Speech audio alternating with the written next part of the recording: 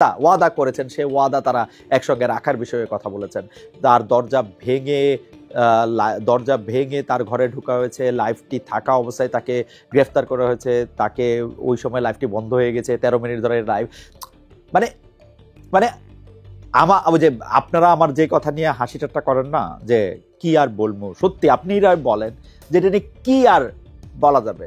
এই মেঘনা আলম ইস্যুতে এখন যদি অনেকে আওয়ামী লীগ আমলে গুমের ঘটনাগুলি স্মরণ করে এবং করতেছেন, কেউ কেউ এটা নিয়ে একটা পোস্ট দিতেছেন, অন্তর্বর্তী সরকারের এই ঘটনা অনেকে বলতেছেন এই জাতির জন্য ভয়াবহ সতর্কবার্তা। এখন অনেকে বলতেছেন যে কে এই মেঘনা। আমরা মেঘনা সম্পর্কে যা জানতে পেরেছি তা হলো যে এই মেঘনা মিস বাংলাদেশ ফাউন্ডেশনের চেয়ার। ফ্যাসিবাদী কায়দায় ডক্টর ইউনূসের পুলিশও কাজ করতেছে, গ্রেফতারের আগে নাটক সাজাচ্ছে, দরজা ভেঙে ঘর ভেঙে মানুষকে গ্রেফতার করতেছে। তার বিরুদ্ধে এমন অভিযোগ উঠায় ডিবির প্রধানকেও মোটামুটি তার জায়গা থেকে সরিয়ে দেওয়া হয়েছে।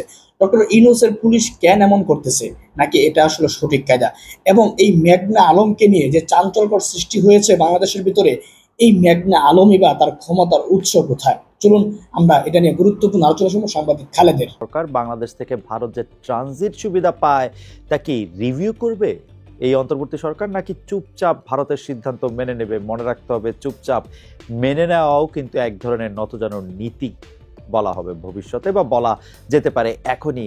ব্যাংককে ডক্টর ইউনূস ও মোদির বৈঠকে যারা সম্পর্কের বরফ গলার শুরু দেখছিলেন, ট্রান্সশিপমেন্টের সুবিধা বাতিল কি সেই আশায় গুড়েবালি হয়ে ফিরে এলো? প্রধান উপদেষ্টা চীনে গিয়ে যে 7 সিস্টার্সের সমুদ্র অভিভাবক ঘোষণা দিলেন দেশকে, তারই প্রতিশোধ হিসেবে কি ভারতের স্থলপথের পণ্য রপ্তানি নিয়ে বাংলাদেশকে দেওয়া সুবিধা বন্ধ করা হলো?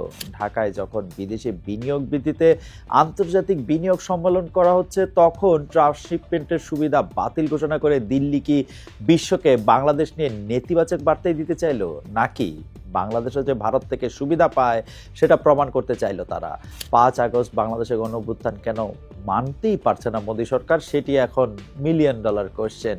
এদিকে বাংলাদেশের ট্রান্সশিপমেন্ট সুবিধা বাতিল নিয়ে বাণিজ্য উপদেষ্টা শেখ বশিরউদ্দিন কি বলছেন, পড়ে আসি দেখে আসি সেটি। ভারত হঠাৎ করে ট্রান্সশিপমেন্ট বাতিল করলেও বাংলাদেশের সমস্যা হবে না। বুধবারই বিভিন্ন খাতের ব্যবসায়ীদের সঙ্গে কথা হয়েছে, এমনকি সেখানে ক্রেতারা উপস্থিত ছিলেন। নিজস্ব ব্যবস্থাপনায় আমরা সংকট কাটানোর চেষ্টা করব। বৃহস্পতিবার 10 এপ্রিল সচিবালয় সাংবাদিকদের এসব কথা বলছিলেন বাণিজ্য উপদেষ্টা শেখ বশিরউদ্দিন। সমস্যা হবে না বলে কি বাণিজ্য উপদেষ্টা বিষয়টিকে হালকা করতে চাইলেন, বা গুরুত্বপূর্ণ নয় এমন কিছু বুঝাতে চাইলেন, অনেকটা রাজনীতিবিদদের কায়দায়? কিন্তু সমস্যা দেখা যাচ্ছে ভারতের তুলনায় ঢাকায় খরচ বেশি হয়। ভারতীয় বিমানবন্দরে প্রতি কেজি পণ্য পাঠাতে খরচ হয় $2.60, সেখানে ঢাকায় একই পণ্যের খরচ $2.90 থেকে $4.50 পর্যন্ত হয়। কেউ কেউ অবশ্য এটি বলছেন যে ভারতীয় বিমানবন্দর ব্যবহার না করে বাংলাদেশি বিমানবন্দর ব্যবহার করা হলে ইফিসিয়েন্সি বাড়বে, এখন খরচ বাড়লেও ভবিষ্যতে আর আমরা সুবিধা পাবো, সেটা ভবিষ্যতে বলতে পারবে। কিন্তু আপাতত ব্যবসায়ীদের অনেকেই মনে করছেন ভারতের এই ট্রান্সশিপমেন্ট সুবিধা বন্ধ হয় রপ্তানিকারকরা হযরত শাহজালাল আন্তর্জাতিক বিমানবন্দরের উপর নির্ভর করতে বাধ্য হলে সুবিধার চেয়ে অসুবিধাই বেশি হবে। কিন্তু দেশে চাহিদার তুলনায় সক্ষমতা কম, তাই পণ্য শিপমেন্টের সিরিয়াল পেতে সমস্যা তৈরি হবে, এটিই বলতে চাইছেন তারা। আর ট্রান্সশিপমেন্ট সুবিধা বাতিলের পর তা বাস্তবায়নও যেহেতু ভারত শুরু করে দিয়েছে, ভারতের বন্দর ব্যবহার করে আপাতত বাংলাদেশের পণ্য তৃতীয় কোনো দেশের ট্রান্সশিপমেন্ট সুবিধা আর পাচ্ছে না। এর কারণে প্রথমবারের মতো 4 ট্রাক রপ্তানি পণ্য যাচ্ছিল স্পেনে, সেই পণ্য ফেরত পাঠিয়েছে পেট্রাপোল বন্দর কর্তৃপক্ষ। বুধবার সন্ধ্যায় এই সব পণ্যবাহী ট্রাক ভারতের স্থলবন্দর গেট থেকেই আসলে ফেরত পাঠানো হয়।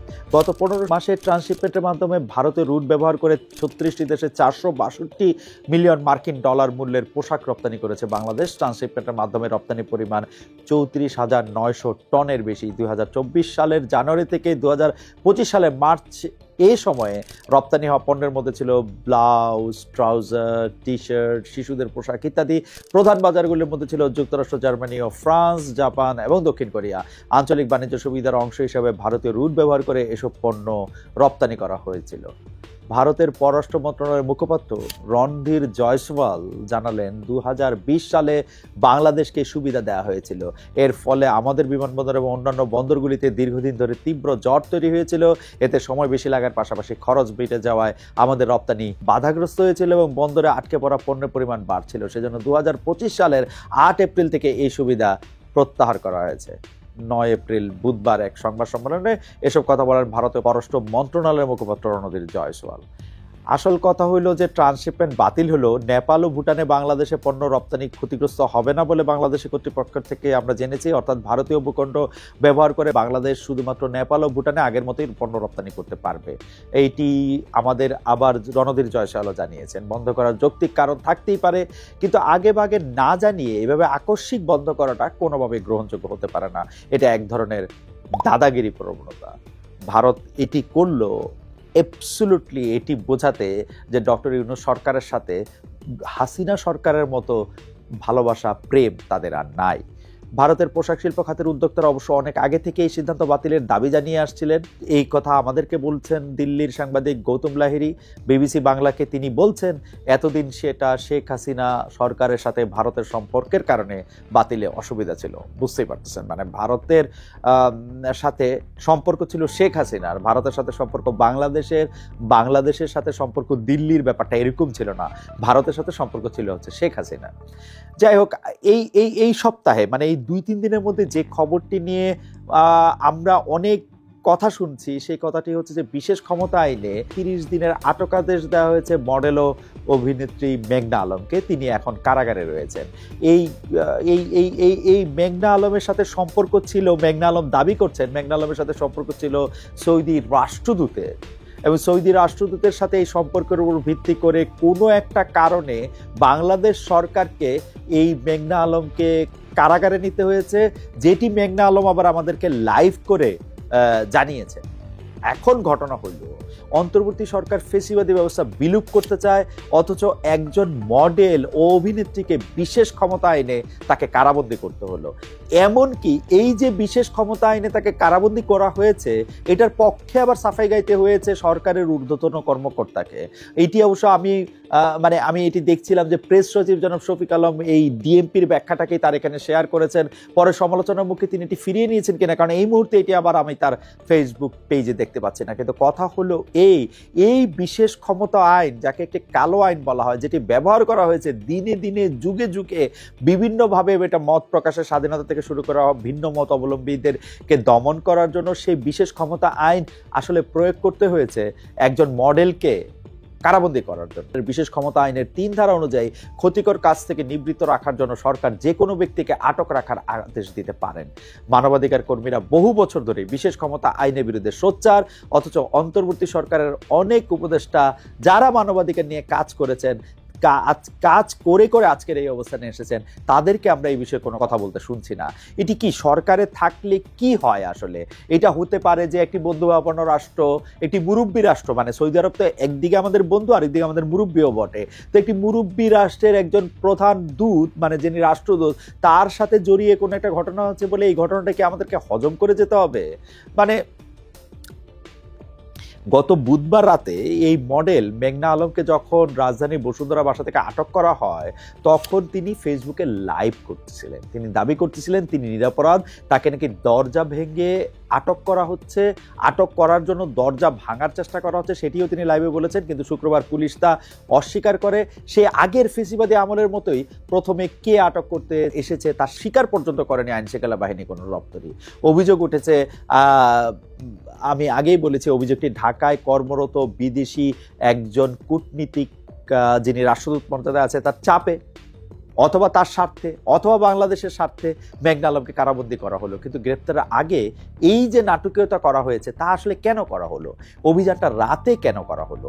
স্বল্পদৈর্ঘ্য চলচ্চিত্র নির্মাতা অপরাজিতা সঙ্গীতা এক ফেসবুক পেজে 3টি প্রশ্ন এ বিষয়ে তুলেছেন। 1, মেঘনা আলমকে তুলে নেওয়ার পর পুরো 24 ঘন্টা কেন সেটা গোপন করা হলো? তুলে নেওয়ার 24 ঘন্টা পর রাত 10:30টায় কেন আদালত বসিয়ে রায় দিতে হলো? দিনের বেলা ওরা কি করছিলেন?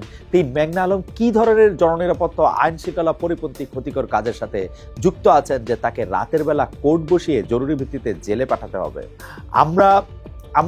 আমরা বুধবার রাতে মেঘনা আলমকে লাইভে বলতে শুনেছি, কোট করছি, আমার বাসায় কিছু মানুষ আক্রমণ করেছে, তারা নিজেদের পুলিশ পরিচয় দিচ্ছে, আমি বলেছি থানায় এসে কথা বলবো, তারা আমার কথাটাও শুনছে না। তিনি অভিযোগ করেন তারা এসেছে যে কারণে, সেটা হলো আমাকে বিপদে ফেলা, তাদের হাতে বন্দুক আছে। তিনি বাংলাদেশের নিযুক্ত একটি দেশের রাষ্ট্রদূতের নাম উল্লেখ করেছেন, অর্থাৎ সৌদি রাষ্ট্রদূতের কথা তিনি বলেছেন। তার আগের ফেসবুক পোস্টে বিভিন্ন সময় আমরা এই সৌদি রাষ্ট্রদূতের প্রসঙ্গে তাকে অনেক ভালো কথা বলতে শুনেছি যে তিনি তার তারা একত্রে কোনো একটি প্রতিশ্রুতি বা কি বলে জানি ওয়াদা করেছেন, সে ওয়াদা তারা একসঙ্গে রাখার বিষয়ে কথা বলেছেন।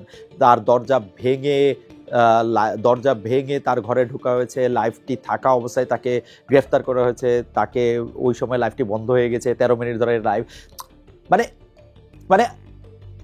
যে আপনারা আমার যে কথা নিয়ে হাসি ঠাট্টা করেন না, যে কি আর বলবো, সত্যি আপনিরা বলেন যেটা নিয়ে কি আর বলা যাবে।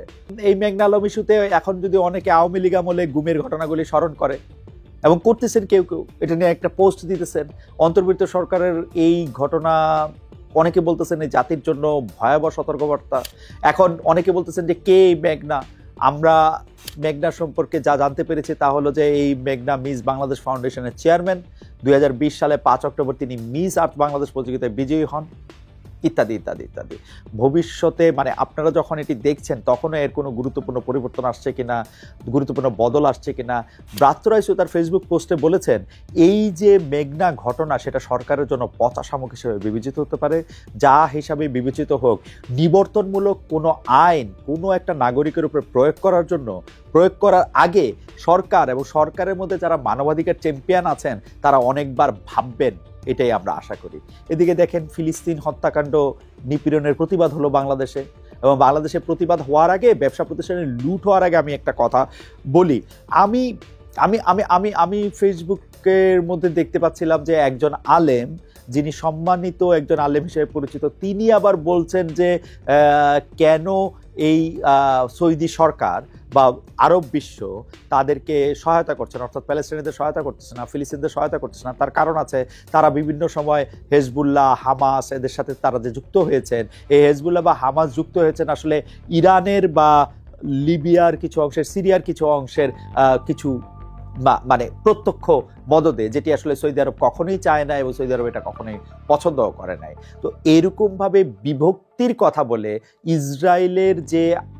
ইসরায়েলের যে আক্রমণ, ফিলিস্তিনে যে হত্যাকাণ্ড নিপীড়ন চলছে, সেক্ষেত্রে আমরা নানা ধরনের দ্বিমত, ভিন্ন মত, অনেক রকম মত আমরা দেখতে পাচ্ছি। কিন্তু ফিলিস্তিনের হত্যাকাণ্ডের নিপীড়ন এই হত্যাকাণ্ড নিপীড়নের প্রতিবাদ করে যে ব্যবসা প্রতিষ্ঠানে যে লুটপাট করা হলো, এই লুটপাটটা কি আসলে যে সেই সময় আবার বাংলাদেশে বিনিয়োগ সম্মেলন চলছিল, আন্তর্জাতিক বিনিয়োগ সম্মেলন, সেই লুটপাটটা কি আসলে করা হয়েছে ইচ্ছা করে বাংলাদেশের মান, বাংলাদেশের মুখ এই পৃথিবীর কাছে হেয় করার জন্য? কারণ মানবিকতার পক্ষে যারা, তারাই সারা দুনিয়ায় নিপীড়িত ফিলিস্তিনের পক্ষে সরব হয়েছেন। বাংলাদেশেও সব দল, সব মত, সব সরকারই ফিলিস্তিনের অধিকারের পক্ষে থেকেছে, এখনও তাদের পক্ষে সোচ্চার সবাই। কিন্তু সুযোগ সুন্দরীরা ইসরায়েলি পণ্য বয়কটের নামে বাটা, কেএফসি, ইউনিমার্টের মতো প্রতিষ্ঠানে হামলা চালিয়েছে। এই সময় আগেই বলেছি, আন্তর্জাতিক বিনিয়োগ সম্মেলন চলছিল, লুট যারা করতেছিলেন তাদের ঠেকাতে পুলিশ ও ম্যাজিস্ট্রেটের ক্ষমতা নিয়ে মাঠে থাকা সেনা সদস্যদের ভূমিকা কি ছিল তা নিয়ে প্রশ্ন উঠেছে। তবে অনেক সময় আমরা দেখেছি সেনাবাহিনী গিয়ে তাদেরকে ঠেকিয়েছেও।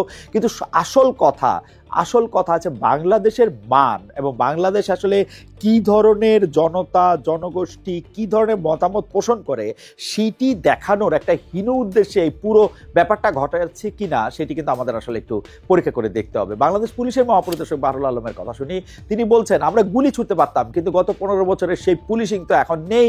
আমরা তো জনতার উপরে গুলি করি না। কোনো দেশে যদি 90% মানুষ ভালো হয় আর 10% মানুষ খারাপ হয়, সেখানে পুলিশ সে অপরাধীদের বিরুদ্ধে ব্যবস্থা নিতে পারে। এখন এই ধরনের কার্যকলাপে যদি 90% মানুষই অংশ নেয়, সেখানে পুলিশ কি করবে? পরবর্তীতে কিন্তু আমরা 56 জনকে গ্রেপ্তার করেছি, ভিডিও দেখে দেখে ঘটনার সঙ্গে জড়িতদের গ্রেপ্তার করা হচ্ছে। এদিকে দেখেন 90% পুলিশের মহাপরিদর্শক বলছেন যে 90% মানুষই নাকি আমরা এই ধরনের ঘটনার সাথে জড়িত। দেখেন তো একটা অবস্থা, আমরা আসলে 90 ধরনের মানুষ বাটায় গিয়া জুতা চুরি করে নিয়ে আসতে চাই, জুতা লুট করে নিয়ে আসতে চাই? আমরা 90% মানুষ কোনো একটা প্রতিষ্ঠানের মধ্যে ঢুইকা তারে এটা আমাদের নিন্দার পরিবেশ, আমাদের 90% মানুষের নিন্দার ভাষা হচ্ছে এইটা। আমরা কোথাও ঢুইকা আমরা এগুলি করব? আবারও বলি, কি আর বলবো, সত্যি কথা। এই ফিলিস্তিনের মানুষদের প্রতি সংহতি, ইসরায়েলের হামলাদের প্রতিবাদ জানাতে সোমবার দেশের বিভিন্ন স্থানে বিক্ষোভ মিছিল হয়েছে। খুবই লেজিট এই বিক্ষোভ মিছিল, কিন্তু এই বিক্ষোভের সময় KFC, পিৎজা হাট, বাটাসহ 1 ডজনের বেশি ব্যবসা প্রতিষ্ঠানে হামলা, ভাঙচুর ও লুটপাট চলে।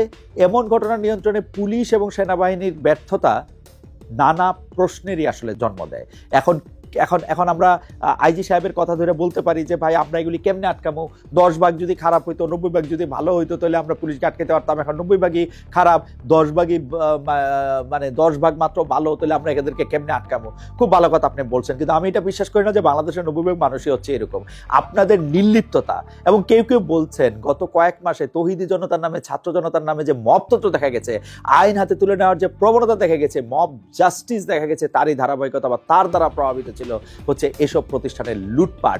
এসবের সঙ্গে ইসরায়েলের কোনো সম্পর্ক নাই। এগুলি আক্রান্ত কেন করা হলো সেটিও একটি বড় প্রশ্ন। যদি বয়কট বা বর্জন কর্মসূচি হয়, তাহলে ভাঙচুর ও লুটপাট চালিয়ে কথিত জনতা আসলে কি প্রমাণ করতে চাইলো? দেশের আন্তর্জাতিক বিনিয়োগ সম্মেলন চলার সময় বিদেশি ব্র্যান্ডের প্রতিষ্ঠানে ভাঙচুর থেকে নেতিবাচক বার্তা অবশ্যই বিনিয়োগকারীদের কাছে গেল। বিনিয়োগকারীদের জানলেন যে আসলে যে দেশে আসলে এই বিনিয়োগ সম্মেলনটা হচ্ছে, যে দেশের বিভিন্ন কর্মকর্তারা দারুণভাবে বাংলাদেশে বিনিয়োগের জন্য কত আদর্শ পরিবেশ সেটি বর্ণনা করছেন, তখন তারা সরাসরি মাঠ থেকে যে বার্তাটি নিয়ে যাচ্ছেন সেটিকে আমাদের জন্য ভালো হচ্ছে। এদিকে বিএনপি নেতাদের কাছে প্রশ্ন, আপনারা বক্তব্য বিবৃতিতে দায়িত্বশীলতার পরিচয় দিচ্ছেন তো? মির্জা ফখরুল ইসলাম আলমগীরের কথাটা একটু শুনে আসি। মির্জা ফখরুল ইসলাম আলমগীর বলছেন, জাতীয় সংসদ নির্বাচনে বিএনপি নির্বাচিত হয়ে সরকার গঠন করতে পারলে প্রথম 18 মাসে 1 কোটি চাকরি ব্যবস্থা করবে। একটি ফেসবুক পোস্টে 10 এপ্রিল বিএনপির মহাসচিব মির্জা ফখরুল ইসলাম আলমগীর কথা জানান। তিনি আরও জানান, বিনিয়োগ সম্মেলন 2025-এ যোগ দিয়ে এই পরিকল্পনা তুলে ধরেছে বিএনপি। বিনিয়োগ সম্মেলনের সুযোগ নিয়ে বিএনপি কি তাদের সম্ভাব্য নির্বাচনী ইশতেহার তুলে ধরল? দেশের অর্থনীতি, বিনিয়োগ নিয়ে তাদের গবেষণা, বিশ্লেষণ, পর্যবেক্ষণ, পরামর্শ তারা দিয়েছে, এটুকু ঠিক আছে। অতীতে বিএনপি সরকারগুলি কি করছে, ভবিষ্যতে কি করতে চায়, সেটা বিনিয়োগ সম্মেলনে জানানো মানে কি এখানেও কি আসলে ভোটের রাজনীতি? তারা আসলে এই যে বিনিয়োগ সম্মেলনে যোগ দিয়ে একটা নাম্বার বলল যে তারা আসলে 1 কোটি নতুন চাকরি ব্যবস্থা করবে হচ্ছে প্রথম বছর। এইটি কি আসলে তারা এই ভোটের রাজনীতিটির সামনে দেখছে? আসলে বিএনপি এখন যাই করছে, সাধারণ মানুষ এটিকে আসলে ভোট এবং নির্বাচন ছাড়া আর অন্য কোনো কিছুতে অনুবাদ করতে পারছে না। কারণ 1.5 বছরে বা 1-1.5 বছরে, আমরা একটা 1.5 বছর হিসাব ধরি, 1.5 বছরে 1 কোটি লোককে চাকরি দেওয়া মানে প্রতি মাসে গড়ে 5,55,000 চাকরি বা কর্মসংস্থান নিশ্চিত করতে হবে। এই প্রতিশ্রুতি আসলে কতটা বাস্তবসম্মত? শেখ হাসিনাও, আমরা মনে করে দিতে চাই, 2008 সালের নির্বাচনে প্রতিশ্রুতি দিয়েছিলেন 10 টাকা কেজি চাল খাওয়াবেন, সেটা ক্ষমতায় এসে আর করতে পারেননি। পরে খাদ্যবান্ধব কর্মসূচির মাধ্যমে দরিদ্রদের জন্য 10 টাকা কেজি চাল দেন, সেটাকেই তার প্রতিশ্রুতি পূরণ বলে দাবি করেছিলেন। মির্জা ফখরুলদের যাতে ভবিষ্যতে এমন কোনো গোজামিল নিতে না হয় সেটি ব্যবস্থা নিশ্চয় করবেন। কারণ বিএনপি নেতাদের মনে রাখা উচিত, জুলাই আগস্টের রক্ত দিয়ে বাংলাদেশের তরুণরা পুরনো বন্দোবস্তের কবর রচনা করেছে, কিন্তু মানে এই কথা আমি বলতে চাই যে পুরনো বন্দোবস্তের কবর যে রচনা করছে সেটি আসলে বলে নেই যে তার সুফল এখন বিএনপি ভোগ করছে। কিন্তু পুরনো বন্দোবস্তের কবর রচনা করে নিজেরা আবার কিছুটা নতুন বন্দোবস্ত না করে নিজেরা আবার পুরনো বন্দোবস্তটাই করছে, যেহেতু পুরনো বন্দোবস্তটা বজায় আছে এই কথা বলে। সেই জন্য এনসিপির যারা নেতা নেত্রী আছেন, এনসিপির যারা সমর্থক আছেন, তারাও এই দায় থেকে মুক্তি পাবেন না। তবে বিএনপি নেতাদের পুরনো ধারার রাজনীতি চর্চা, আমরা চাই যে বিএনপি পুরনো ধারা রাজনীতি চর্চা বাদ দেন। এই মানে পুরনো ধারা চর্চা বাদ দিলে যেটা হবে, বিএনপি যেহেতু সবচেয়ে বড় দল, বিএনপিকে অনুসরণ করে অন্যান্য রাজনৈতিক দলগুলি সত্যি তখন নতুন রাজনীতি করতে বাধ্য হবে। সেটা আসলে বিএনপি যেহেতু এই জুলাই আগস্টে যে গণ অভ্যুত্থান হয়েছে সেটার মধ্যে থেকে তারা তাদের অবস্থান, তাদের ভাগ চায়। বিএনপিকেও কিন্তু আসলে নতুন রাজনীতির কথাই বলতে হবে, পুরনো রাজনীতি না। বিএনপি অবশ্য দাবি করে তাদের 31 দফা আছে, 31 দফার মধ্যে তারা নতুন অনেক রকম কথা বলেছেন, কিন্তু রাজনীতির ক্ষেত্রে যে প্রতিশ্রুতি বহুল কথাবার্তা, যে কথাবার্তা আসলে তারা ফলো করতে গেলে কি করবেন সেটির কোনো রকম কোনো দিক নির্দেশনা না থাকা, সেটি একদমই পুরনো রাজনীতির পুরাতন চর্চা। এই প্রসঙ্গে একটি কথা মনে পড়লো যে এরশাদের আমলে যেহেতু ভোটের ব্যাপারে কারো কোনো উৎসাহ ছিল না, সেহেতু ভোট দিতে উৎসাহ দিতে এবং ভোট সম্পর্কে সচেতন করতে বিভিন্ন ধরনের বিজ্ঞাপনের মতো চালানো হতো বিটিভিতে। সেই বিজ্ঞাপনের মতো বা বিজ্ঞাপনী মধ্যে এরকম দেখা যেত যে ভোটের আগে নেতা গিয়ে বলছেন যে এই যে খাও খাও খাও খাও পানি খাও পানি খাও, তো বোতলের মধ্যে পানি দেখে সেটা মিড-80s বা সেই সময়ের মধ্যে তারা অবাক হতো এটা আবার কিরকম পানি। তো সেই পানির ছিপি খুললে আবার ফুস করে অনেকখানি বেরো হতো ফেনা, তখন তারা এটি খেয়ে তাদের খুব ভালো লাগতো, তারা বলতো বাহ ভালো একটা ফোস পানি খেলাম, একটা ফোস পানি খাইলাম। যখন ইলেকশনের পরে তারা সেই নেতাদের বাসায় পানি খেতে আসতেন তখন তাদের সাধারণ পানি কখনো দেয়া হতো কখনো দেয়া হতো না। সেই পানি হাতে নিয়ে লোকজন যখন জিজ্ঞেস করতে ফোস পানি নাই, তখন তাদেরকে জানানো হতো মানে সেই নেতারা তো আর তাদের সাথে দেখা করতে না, নেতার চামচারা বলতো ভোটের পরে পানি আর ফোস করে না। তো আর শুধু শুধু শুধু শুধু শুধু শুধু ভোটের রাজনীতিটার জায়গায় না থেকে মানে অন্যভাবে বাংলাদেশের মানুষের কল্যাণের কথা, কিভাবে বাংলাদেশের মানুষের অনেক সমস্যার সমাধান করা যায় সেই ব্যাপারগুলিও আসলে বিএনপি অনেক বড় করে আলোচনা করবেন, সেটি আমাদের সবার পক্ষে চাওয়া। আবার মির্জা ফখরুল ইসলাম আলমগীর নির্বাচন চাইছেন বলেই যেভাবে তাকে আসলে আমি বলবো তাকে নিয়ে ট্রল করা হচ্ছে, তাকে নিয়ে ভিলেনাইজ করা হচ্ছে, তাকে বলা হচ্ছে যে তিনি মানে তিনি একদম জাতীয় শত্রু গণশত্রুর মতো প্রায়, এই ব্যাপারটা নিয়েও আসলে অনেক রকম প্রশ্ন আমাদের মনের মধ্যে দেখা দিচ্ছে। কেউ কেউ মানে মানে তাকে সমালোচনা করা হচ্ছে, তাকে ব্যঙ্গ করা হচ্ছে, এবং সমালোচনা ব্যঙ্গ করতে করতে তারাও কিন্তু এক ধরনের ফেসিবাদের দিকেই চলে যাচ্ছেন।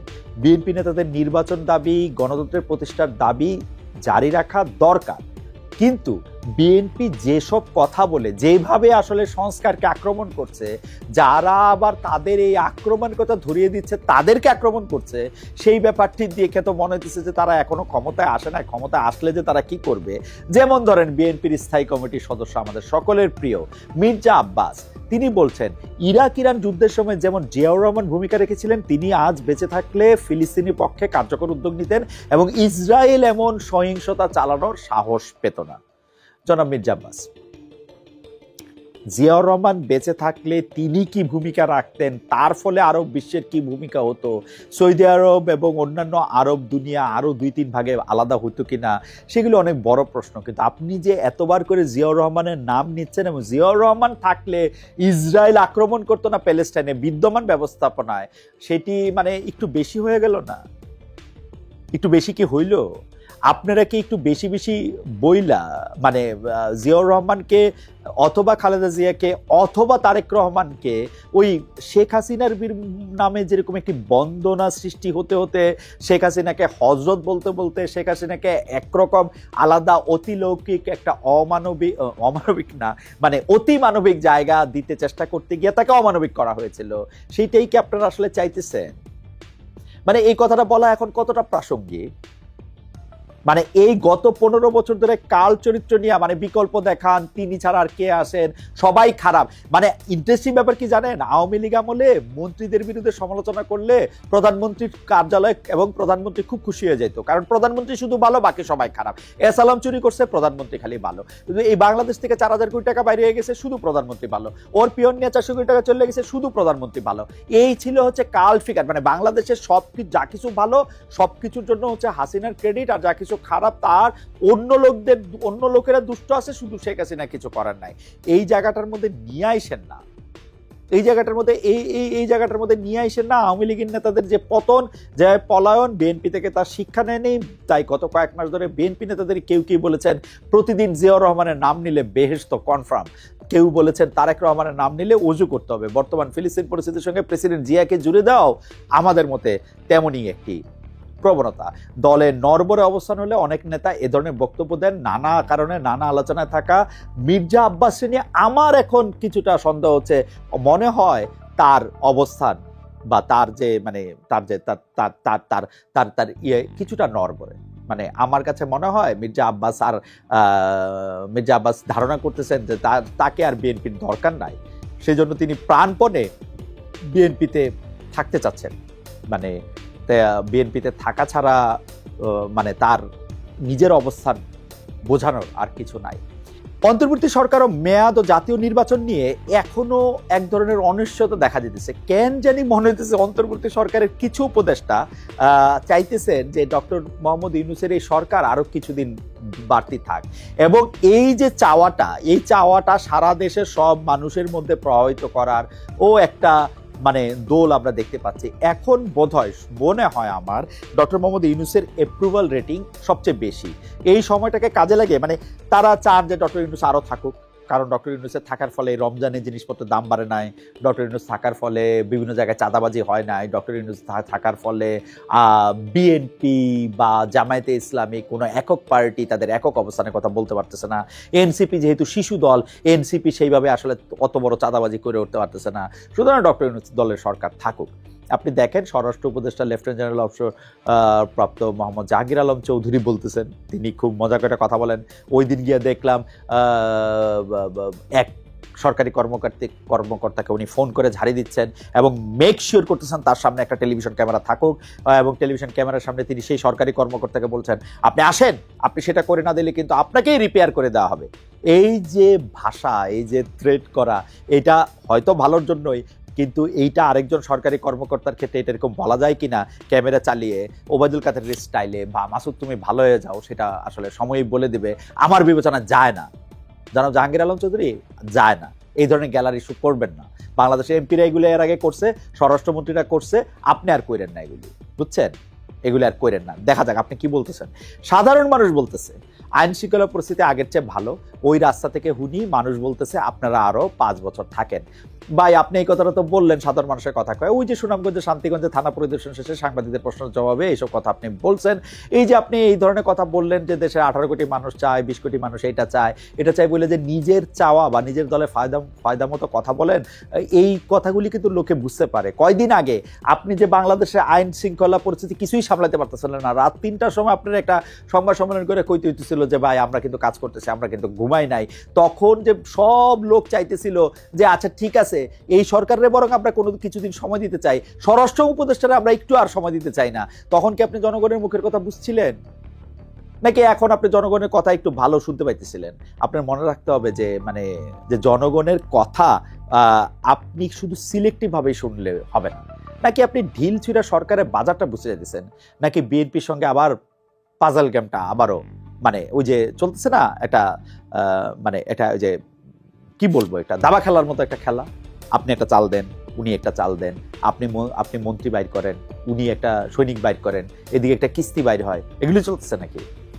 সরকারের মেয়াদ ও জাতীয় নির্বাচনের নির্দিষ্ট তারিখ যে ঝুলে আছে, যার কারণ সরকার দীর্ঘদিন ক্ষমতা থাকবে এমন গুজব গুঞ্জন আলোচনা চলছে শুরু থেকেই, সেই গুজবে আরো ইন্ধন আপনি যুক্ত করলেন না? এনসিপি নেতা ও সাবেক সমন্বয়ক সার্জিল আলম যে ডক্টর ইউনূসকে 5 বছর ক্ষমতা দেখতে চান, তার সঙ্গে স্বরাষ্ট্র উপদেষ্টার মানে জনাব জাহাঙ্গীর আলম আপনার বক্তব্যের কোনো সম্পর্ক কি আছে? কি সেই সম্পর্ক? আপনার কথা সার্জিল আলমের কথা মিলা যাওয়া কি কাকতালীয়?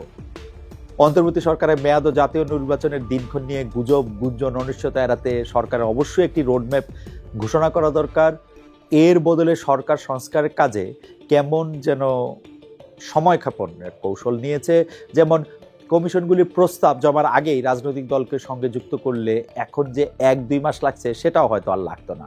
বিএনপির স্থায়ী কমিটির সদস্য সালাউদ্দিন আহমেদ কি বলছেন সেটা আমরা একটা দেখি। মাননীয় প্রধান উপদেষ্টা বড় সংস্কার আর ছোট সংস্কার বলতে কি বুঝান সেটা তো আমরা বুঝি না। কোনো সংস্কারই ছোট বা বড় নয়। আমরা বলছিলাম নির্বাচনমুখী যে সকল সংস্কার সেগুলি শেষ করে নির্বাচন দিয়ে দেন, কিন্তু এখন বড় সংস্কার বলতে উনি কি বুঝাচ্ছেন সেটা পরিষ্কার করতে হবে। যদি উনি সংবিধান সংস্কারকে বড় সংস্কার মনে করেন তাহলে সেটা আমাদেরকে বলতে হবে। সংবিধান সংস্কার তো আর জাতীয় সংসদ ছাড়া হবে না। এই বড় সংস্কার ছোট সংস্কার বলতে কি বুঝাতে চেয়েছেন এটা আপনারা, আমি একটু বুঝিয়ে দিই জনাব সালাউদ্দিন সাহেব। আমি বলি যে বড় সংস্কারটা হলো আপনারা এটা মেনে নেন, 2বারে বেশি আপনারা প্রধানমন্ত্রী থাকবেন না, এটা পরপর টরপর এগুলি একাধারে এগুলি শব্দ বাদ দেন। তারপরের একটা বড় সংস্কার হচ্ছে যে আপনারা 70 অনুচ্ছেদ নিয়ে আপনারা আমাদের মতামত এবং সংস্কারের কথা বলেন। আরেকটা বড় সংস্কার হচ্ছে 100 মানে উচ্চকক্ষ এবং নিম্নকক্ষ যদি হয়, সেই উচ্চকক্ষ এবং নিম্নকক্ষের মধ্যে আপনারা শুধু বলেন, কার্যকর আপনারা কইরেন, আপনাদের অবস্থানে শুধু আপনারা বলেন সেই উচ্চকক্ষ এবং নিম্নকক্ষের মধ্যে সেটা কি ভোটের প্রপোর্শন অনুযায়ী ঠিক হবে না আসনের অনুপাতে ঠিক হবে, এইসব ব্যাপারগুলিতে আপনাদের অবস্থান পরিষ্কার করে দেন, তাহলে আমরা কিন্তু একদম পরিষ্কার বুঝবো যে আপনারা আসলে আবারও একটা প্রধানমন্ত্রী শাসিত সরকার চাইতেছেন নাকি একটা কি চাচ্ছেন। ঠিক আছে, একটুকু আপনারা বলে দেন। সংস্কার কিন্তু আপনারা সংসদীয় করবেন, কিন্তু একটু আপনারা বলেন। এখন আপনারা সংস্কারের কথা শুনলে আপনারা যেরকম করে ঝাঁপায় পড়েন সেইটাতে আমাদের আসলে ভালো কোনো জায়গা আমরা দেখি না। এই যে আপনারা নির্বাচন ছাড়া আর কোনো কিছুর কথাই যে শুনতে চান না, সেইটা মানে সেটা কেন রে ভাই? আপনি দেখেন যে এই যে 17 বছর ধরে আপনারা সবচেয়ে বেশি সাফার করছেন, আমরা তো এটার বিপক্ষে বলি না যে হ্যাঁ আপনারা সাফার করছেন, আমরা তো বলি না যে আপনারা সাফার করেন না, এটা কেউই বলে না, কিন্তু আপনাদের সমালোচকরাও কেউ বলতে পারে না যে আপনারা সাফার করেন নাই। কিন্তু নির্বাচনটার আগে এই যে একটা প্রধানমন্ত্রী শাসিত সরকার হওয়ার বাইরে আর কিছু করা যায় কিনা সেটা নিয়ে ভাবনার ক্ষেত্রে আপনাদের এত কৃপণতা কেন? আপনাদের যদি 2029 সাল বা 2041 সাল পর্যন্ত অপেক্ষা করতে হইতো, তাহলে আপনারা এখন করবেন না অপেক্ষা? এখন কিছুটা সময় যদি আপনারা অপেক্ষা করেন, তাহলে তাতে বড় কোন অসুবিধা? আপনারা মানে যদি এই কথা এখন বলতে থাকেন যে 17 বছর ধরে আমরা আসলে কিছুই করতে পারিনি, মানে কোনো আয় রোজগার ছিল না, ঠিকাদারি পাই নাই, এই পাই নাই, চাঁদাবাজি শব্দটা আমি বলতেছি না, কারণ আপনারা চাঁদাবাজির কথাটা আপনারা কেন্দ্রীয়ভাবে এইটাকে আসলে আপনারা খুব বেশি সাপোর্ট করতেছেন না, কিন্তু চাঁদাবাজি তো হইতেছে আপনাদের নামে না? তাই এখন আপনারা ক্ষমতার ফলটা ভোগ করবেন, দেশের যাবতীয় ব্যর্থতার দায় কি আর আপনারা নেবেন না? আপনারা চান যে যাবতীয় ব্যর্থতার দায় ডক্টর ইউনূস সরকারের কাছেই থাকুক? আমি কিন্তু আমার হাইপোথিসিস কিন্তু বিএনপি আসলে ইলেকশন চায় না। ইলেকশন চাইলে মানে ইলেকশন ডিসেম্বরে চায় না, ইলেকশন ডিসেম্বরে চাইলে তারা এই যে এই সংস্কারগুলির ব্যাপারে তাদের অবস্থান পরিষ্কার করতেন, এই অবস্থান পরিষ্কার করে তারা বলতেন যে হ্যাঁ এই সংস্কার তারাও চান, এই সংস্কার হইলে তাদের ভালোই হবে, খারাপ হবে না, এই সংস্কার হইলে তাদের রাজনীতির তো কোনো রকম কোনো অসুবিধা হবে না। এটা তারা বলতেই পারতেন, করতেই পারতেন, কিন্তু এটা আসলে তারা করেন নাই, বলেন নাই, বরং এর বিপক্ষে একটা শক্ত পোক্ত অবস্থান নিচ্ছেন। আমরা এই কথা স্মরণ করাই দিলে আমাদেরকে গালি দিতেছেন, শুকর টুকর বলতো আপনাদের মুখে বাঁধতেছে না। আমি কিন্তু বলে দেই, আপনারা ক্ষমতায় আসলে কিন্তু এর চেয়ে 3 গুণ 5 গুণ 20 গুণ সমালোচনা আমরা করব। এর জন্য প্রস্তুত থাকেন। এই যে কথায় কথায় গালি দিবেন, এগুলি করবেন, এগুলি কিন্তু আর করেন না। এইবার আপনার নাম বললাম না, এরপর এবার আপনার নাম বলে বলবো, ঠিক আছে? আজকে দেখেন, আজকে শেষ কথা বলি, আমাদের বাংলা নববর্ষ আসছে, সেজন্য বাংলা নববর্ষের শুভেচ্ছা অভিনন্দন সকলকে জানাই। আমরা এবার দেখলাম যে মঙ্গল শোভাযাত্রা নাম বাদ দিয়ে করা হয়েছে বর্ষবরণ আনন্দ শোভাযাত্রা। বাংলা নববর্ষ বরণের অন্যতম আয়োজন মঙ্গল শোভাযাত্রা নামটি এবার আয়োজনে থাকছে না, যেমন ইঙ্গিত পাওয়া গেছিল আগে। এই ক্ষেত্রে আমি একটা কথা বলি যে মঙ্গল শোভাযাত্রা নামটির প্রথম থেকে আসলে দরকারও ছিল না, এবং যখন এটি মঙ্গল শোভাযাত্রার নাম হয়েছে তখন এটিকে বাদ দেওয়াও এত বড় একটা কাহিনী হওয়ার দরকার ছিল না। আমরা সব কিছুর মধ্যেই যে হিন্দুয়ানি দেখি, সব কিছুর মধ্যেই যে একটা কলকাতা দেখি, সব কিছুর মধ্যেই যে নিজের ছায়ার সাথে একটা যুদ্ধ করা দেখি, কেউ বলছেন এটা আসলে ঠিক না।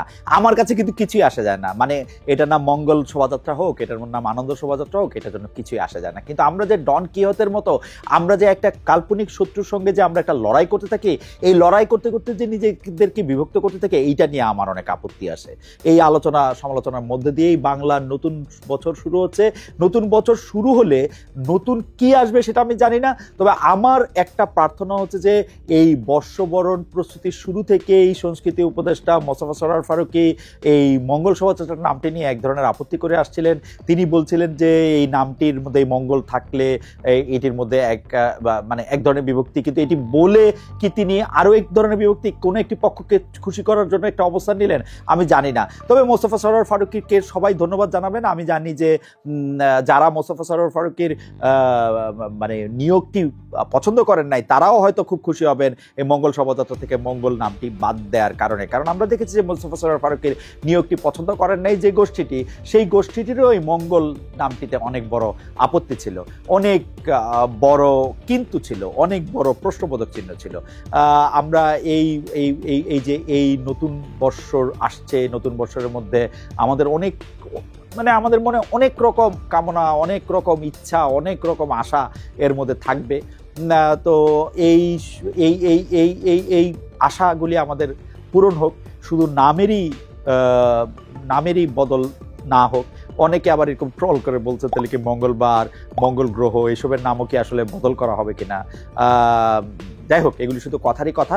মূল এই ব্যাপারে কথায় আসি, আমরা এখন আমাদের দেখতে হবে ঢাবির যে চারুকলা অনুষদ, সেইটার মধ্যে যে এই আনন্দ শোভাযাত্রা যেটিকে বলা হয়েছে সেটি আসলে কতটা রাজনীতিকরণ করা হয়। এর আগে রাজনৈতিক উদ্দেশ্য প্রণোদিত বলে 26তম ব্যাচের বর্জন করে আমরা এটিকে বর্ষবরণের আনন্দের মানে যোগানদার বা আনন্দের অংশীদার হওয়ার চেয়ে বেশি এটাকে পলিটিক্যাল কারণে বা রাজনৈতিক উদ্দেশ্যে ব্যবহার করা হচ্ছে কিনা সেটিও আমরা নিশ্চয়ই দেখব। যদি এটি রাজনৈতিক উদ্দেশ্যে ব্যবহার করা হয় তাহলে কিন্তু আমাদের মনে রাখতে হবে যে প্রতি বছর যে বাংলাদেশের রাজনীতির মানচিত্র। খালেদের আলোচনা শুনেছেন, শুনে বুঝতে পেরেছেন আসলে মেঘনা আলমের সাথে তার সম্পর্কটা হচ্ছে সৌদি রাষ্ট্রদূতের সাথে। সৌদি রাষ্ট্রদূতের সাথে তার সম্পর্কের কারণেই মোটামুটি সরকার এটা ভালোভাবে নিয়েছে, আর এর কারণে তাকে গ্রেফতার করা হয়েছে এবং এর কারণে তার গ্রেফতারের বিশেষ ক্ষমতা আইন দেখানো হয়েছে। আর এর কারণে হয়তোবা সরকারের নির্দেশ ছাড়া তো তাকে গ্রেফতার করা হয়েছে না, কিন্তু তারপরেও ডিবি প্রধানকে সরিয়ে দেওয়া হয়েছে। তো আমরা এই ডিবি প্রধানকে যতটুকু জানি বা যতটুকু দেখেছি, তিনি চিন্ময় থেকে শুরু করে অনেক বড় বড় ব্যক্তিকে গ্রেফতার করেছেন এবং তিনি ভারতের চোখে আঙুল দিয়ে কাজ করছেন। তারপরেও তার বিরুদ্ধে ষড়যন্ত্র শুরু হয়ে গিয়েছিল হয়তো বা ভারতীয় এজেন্ডাদের, তারাই তাকে তার জায়গা থেকে সরিয়ে দিয়েছে। কিন্তু আমরা আশা রাখবো, যেহেতু তাকে সরিয়ে দেওয়া হয়েছে, সময় মতো আবার যেন তাকে ডিবিতে দেওয়া হয়। তিনি থাকলে বাংলাদেশের জন্য ভালো হবে এবং আওয়ামী লীগের জন্য খারাপ হবে, ভারতের জন্য খারাপ হবে, আর বাংলাদেশের মানুষ এটাই চায়। দর্শক, সাংবাদিক খালেদ মহিউদ্দিন যে আলোচনা করেছেন, যে কথাগুলো বলেছেন, সেগুলো আপনার কাছে কতটুকু যুক্তিসঙ্গত মনে হয়েছে কমেন্ট করবেন।